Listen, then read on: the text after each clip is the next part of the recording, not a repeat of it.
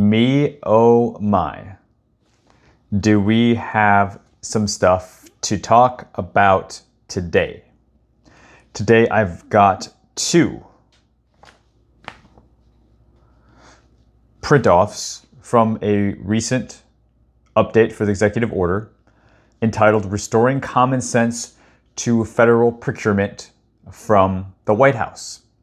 If you've been following along recently, I've been giving you update videos on what's kind of going on with the new administration and how it affects us small government contractors specifically. And I promised you that I would keep watching the news and stuff that I thought was pertinent and that I was able to cover, I would do videos on it. So today we are doing that. As it relates to the FAR, there are big changes coming to the federal acquisition regulations. This is something that is going to affect all of us in government contracting. So you want to be in the know. You want to know the latest and greatest of what's going on so that you can follow and stay up to date as you continue to bid and win government contracts, especially as we are getting into the busier third and fourth quarters of the season. So my approach, since we have two of these today, I don't want to talk at you too much. I kind of want to just jump into reading these.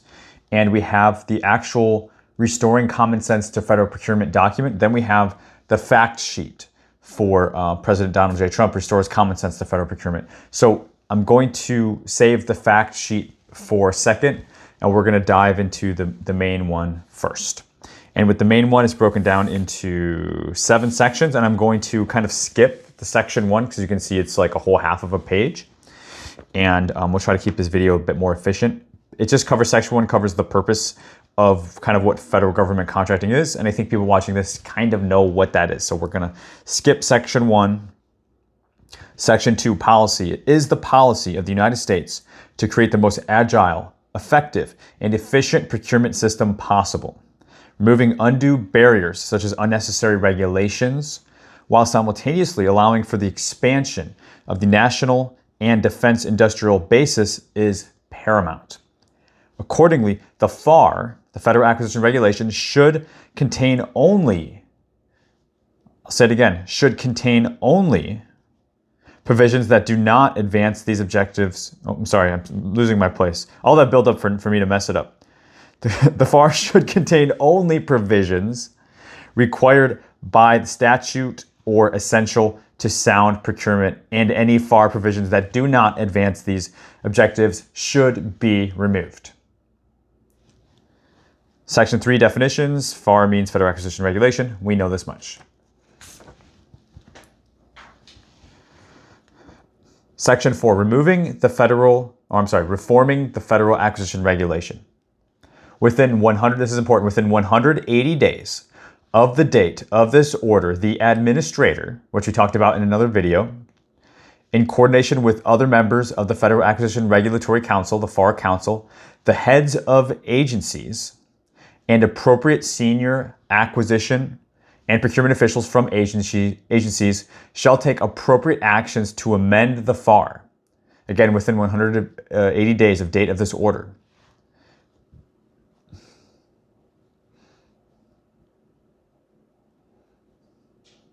Shall amend the FAR to ensure that it contains only provisions that are required by statute or that are otherwise necessary to support simplicity and usability. Guys, have you ever thought about simplicity and usability when it came to the Federal Acquisition Regulations? I haven't. Strengthen the efficacy of the procurement system or protect economic or national security interests. Section 5. Aligning agency supplements to the FAR. Within 15 days, 1-5, of this date of this order, each agency exercising procurement authority pursuant to the FAR shall designate a senior acquisition or procurement official to work with the administrator and the FAR Council to ensure agency alignment with FAR reform, and to provide recommendations regarding any agency-specific supplemental regulations to the FAR. So they're like, we want to work with you, but this is how it's going to be, but we want to work with you, so give us some feedback. The administrator, the FAR Council, and each agency designee under this subsection shall collaborate to identify and appropriately address FAR provisions that are inconsistent. So they're looking at it on an agency basis, right?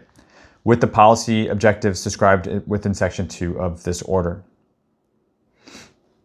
That was A. B. Within 20 days of this date of order, the director of the Office of Management and Office of Management and Budget, in consultation with the administrator, shall issue a memorandum to agencies that provides guidance regarding implementation of this order. So we're kind of building on what we talked about in the previous videos and the timelines that I shared with those. That memo shall ensure consistency and alignment of policy objectives and implementation regarding changes to the FAR agencies and supplemental regulations to the FAR. Okay, C, the memo issued pursuant to the subsection B of this shall propose new agency supplemental regulations and internal guidance that promote expedited and streamlined acquisitions. Again, help us help you. How can we best work with you? Because we are revolutionizing the FAR here. With respect to such proposals, the administrator shall direct the appropriate agency and its subordinate agencies to adhere to the 10-4-1 requirement described in Executive Order 14192. 10-1, guys, with the FAR reform. The administrator and the FAR Council shall issue deviation and interim guidance as appropriate and consistent with the law. Okay, so kind of rolling out 15 days, 20 days. Each respective agency, help us work with you. Section 6, regulatory sunset. In amending the FAR, under Section 4 of this order, the administrator, in coordination with the FAR Council shall A, identify all provisions that are not required by statute that will remain in the FAR. I'll say that again. Identify all FAR provisions not required by statute that will remain in the FAR. B, consider amending the FAR such that any provisions identified in accordance with A of the section will expire 4 years after the effective date. So they're going to remain, but they're not going to remain forever. 4 years after the effective date of the final rule promulgated in accordance with Section 4 of this order. And then C, consider whether any new FAR provisions not required by statute that is promulgated after the effective date of this final rule promulgated in accordance with subsection B of this section should include a provision stating that it will expire 4 years after its effective date. Okay. And then Section 7, general provisions. A, nothing in this order shall be construed to impair or otherwise affect 1, the authority granted by law to an executive department, agency, or the head. 2, the functions of the Directive of Office of Management and Budget. 2B, this order shall be implemented consistent with applicable laws and subject to the availability of appropriations. And C, this order is not intended to and does not create any right or benefit, substantive or procedural enforceable at law. Yada, yada, yada. Okay, so they're not like, this is kind of being dripped to us. And that's what these videos are. We have the fact sheet next, but this is kind of being dripped to us. And this is giving us a good indication of the direction, the intention that the administration is wanting things to go. Okay, we talked in several videos about GSA centralization of procurement, right? And some of the concerns coming out of that was, well, what's going to happen to open market contracts on sam.gov? Are you going to have to be on a GSA schedule in order to even bid on contracts? And of course, those were never talked about in totality, because in totality that would be insane.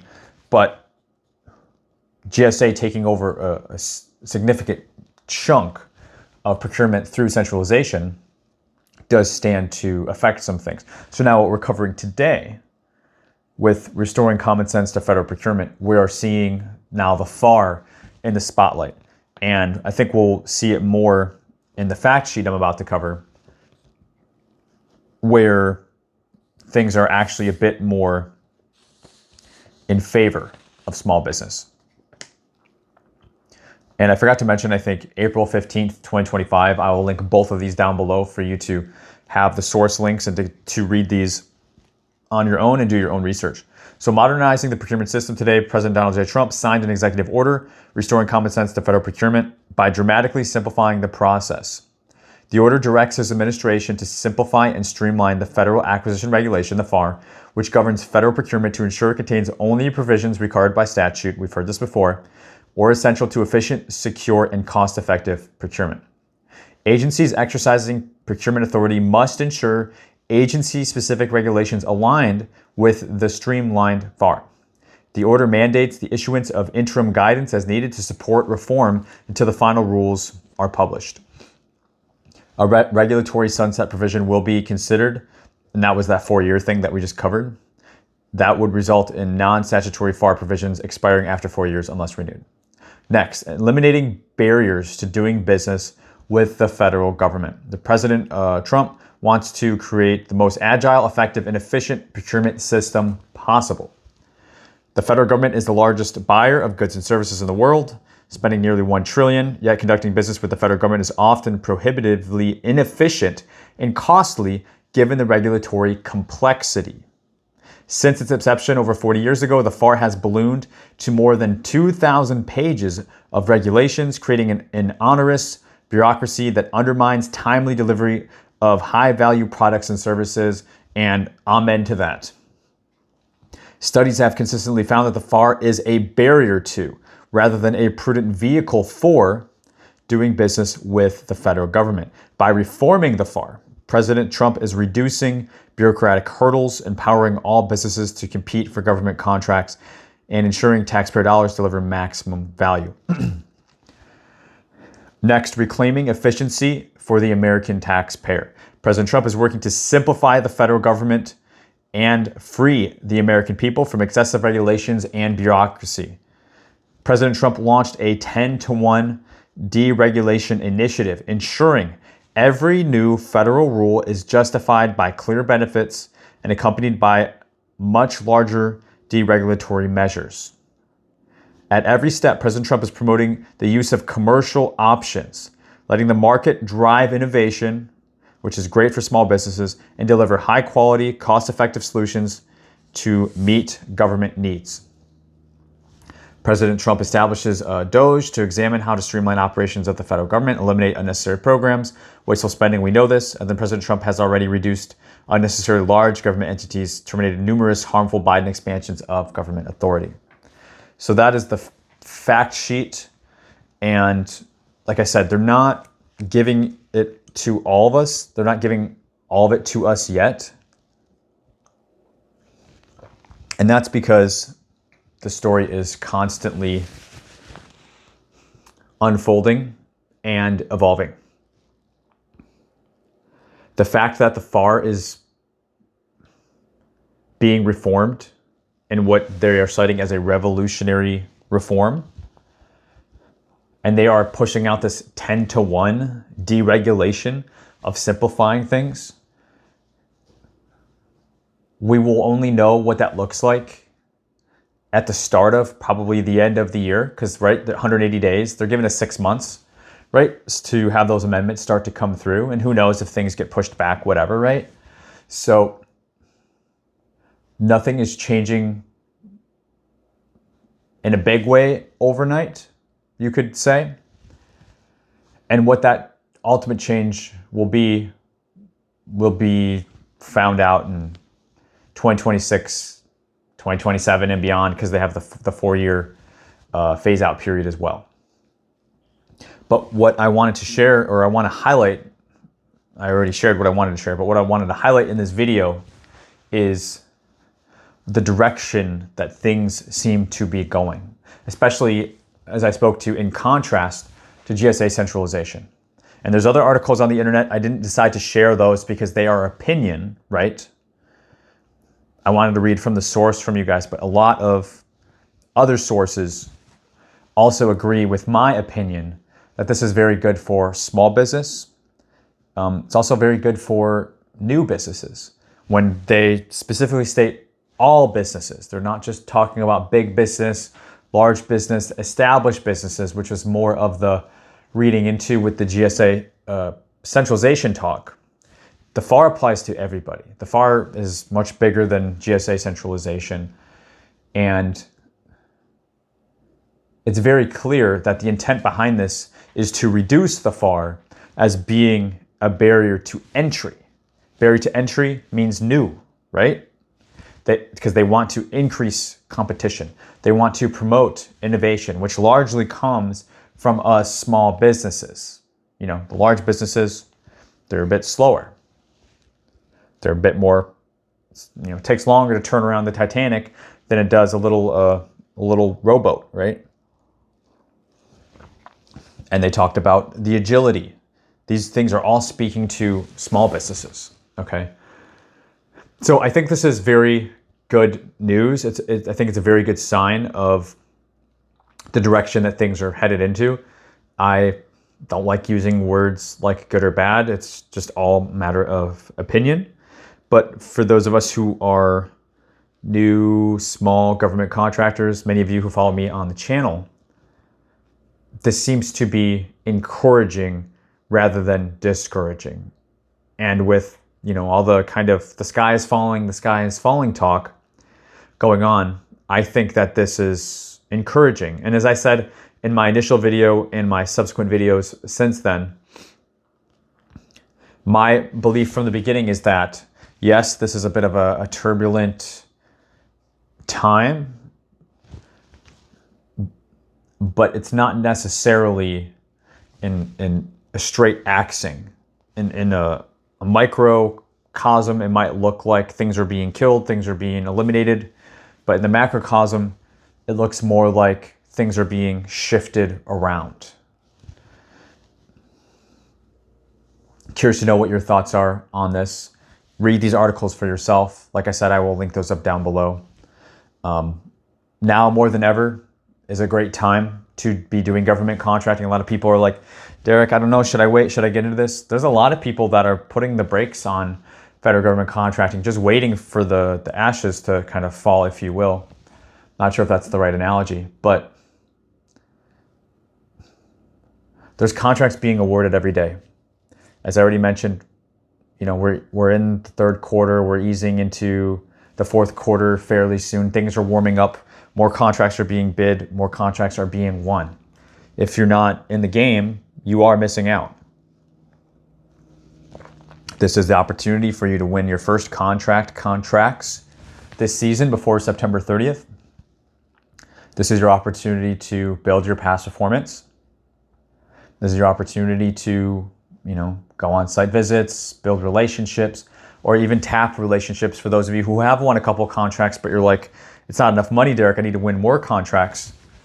It's a perfect time for you to start doing that internal marketing that I've mentioned in some recent videos as well, to win more contracts, you know. If you're doing this, if you're doing government contracting, if you're doing it, you need to keep doing it. And if you're not doing it, don't do it. But just don't, it's the worst thing is to be on the fence.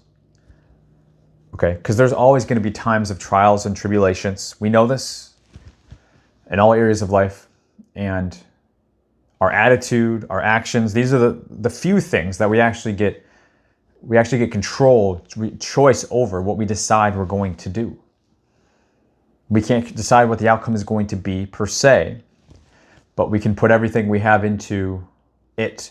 And if for you, that it is using government contracting, federal government contracting specifically, as a vehicle to win government contracts so that you can change your life, quit your job, build financial freedom, build a legacy, hire your family, whatever motivates you.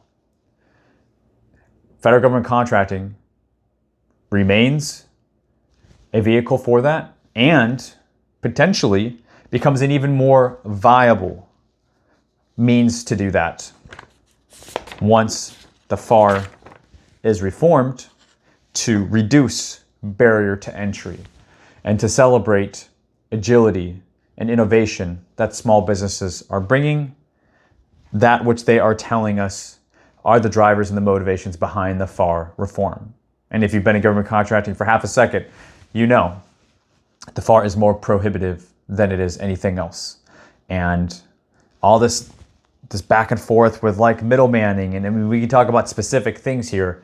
I'm really excited. I'm really interested to see how things are going to be spelled out. Maybe I'll have to make some updates to my book, right? And I will. but this isn't going to be for more than a year, which means business goes on, life goes on. How many contracts can you win over the next 6, 12 months by just moving forward? To not be afraid and sit on the sidelines, right? So again, I'm curious what you think about this. Read the articles on your own. I have a free training. I've got a free strategy guide, which is awesome. It's brand new. I've got my book. I don't have it handy, but I've got my book. I've also got my flagship training, which is incredibly comprehensive. My flagship training, it covers the regulations as they are currently. It covers working with subcontractors.